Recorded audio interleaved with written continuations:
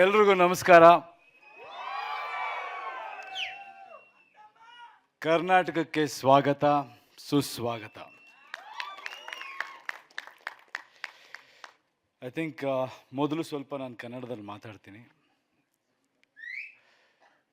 ಇವತ್ತು ನಾವೆಲ್ಲರೂ ಏನು ಈ ಒಂದು ಟಾಕ್ಸಿಕ್ ಚಿತ್ರ ಇದಕ್ಕೆ ಸೇರಿದ್ದೀವಿ, ಅದಕ್ಕೆ ಮುಖ್ಯ ಕಾರಣ ಕರ್ನಾಟಕದ ಜನತೆ. ಕರ್ನಾಟಕದ ಜನತೆ ನನಗೆ ಕೊಟ್ಟಿರೋ ಶಕ್ತಿ, ಕೊಟ್ಟಿರೋ ಜವಾಬ್ದಾರಿ, ಅವರು ಕೊಟ್ಟಿರೋ ಒಂದು ಗೆಲುವು,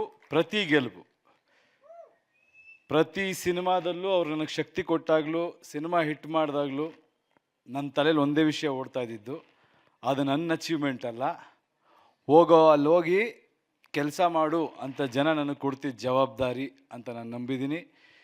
ಅದೇ ರೀತಿ ಪ್ರತಿ ಸಿನಿಮಾನೂ ನಾನು ಕೆಲಸ ಮಾಡ್ತಾ ಮುಂದೆ ಹೆಜ್ಜೆ ಇಟ್ಟಿದ್ದೀನಿ. ಆ ಹೆಜ್ಜೆಗೂ ಎಲ್ಲ ಗೌರವಿಸಿದ್ದೀರ. ಟಾಕ್ಸಿಕ್ ನೀವು ಕೊಟ್ಟ ಹಳೆಯ ಗೆಲುವಿನ ಪ್ರತೀಕ. ಈಗ ಮುಂದಿನ ಹೆಜ್ಜೆ ಇಡ್ತಾ ಇದ್ದೀವಿ. ಇನ್ನೂ ಒಂದು ಹೆಜ್ಜೆ ಮುಂದೆ ಹೋಗೋ ಪ್ರಯತ್ನ ಮಾಡಿದ್ದೀವಿ. ನಿಮ್ಮ ಆಶೀರ್ವಾದ ಇರಲಿ, ಯಶ್ ಮೇಲೆ ನಂಬಿಕೆ ಇರಲಿ.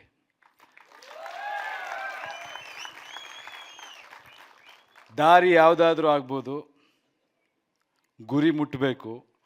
ಆ ದಾರಿಗಳಲ್ಲಿ ಕೆಲವು ಹೋರಾಟಗಳಿರುತ್ತೆ, ಹೋರಾಡಿಕೊಂಡು ಮುಟ್ಟಬೇಕು. ಕೆಲವೊಮ್ಮೆ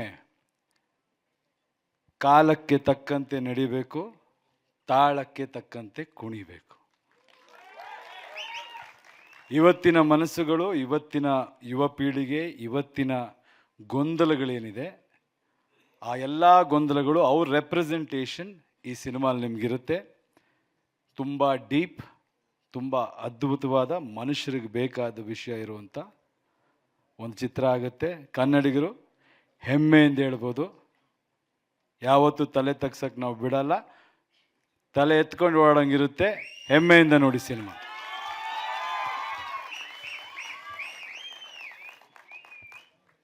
And then now, thank you very much for all you lovely people who have come so far, taken the effort, come to our Karnataka, our Bengaluru, to witness this piece of work. Thank you so much for this time and effort. But I believe in one thing. Now it is no more Kannada, Tamil, Telugu. This is an Indian film. This is the right example to see talented people from their respective industry. They are doing really great. This movie is not Yash's film. This is an Indian film where all the top stars, where all the successful people, where all the talented people have kept their insecurities or goals, or even sometimes their selfish.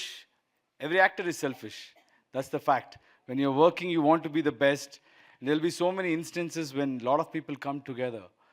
You will feel a little uncomfortable, insecure, and in the promotions, or there will be so many things happening. But this film has happened because all these lovely, talented, successful people have kept their egos aside, kept other things aside, and they've just come with one cause: to put Indian film on a global platform.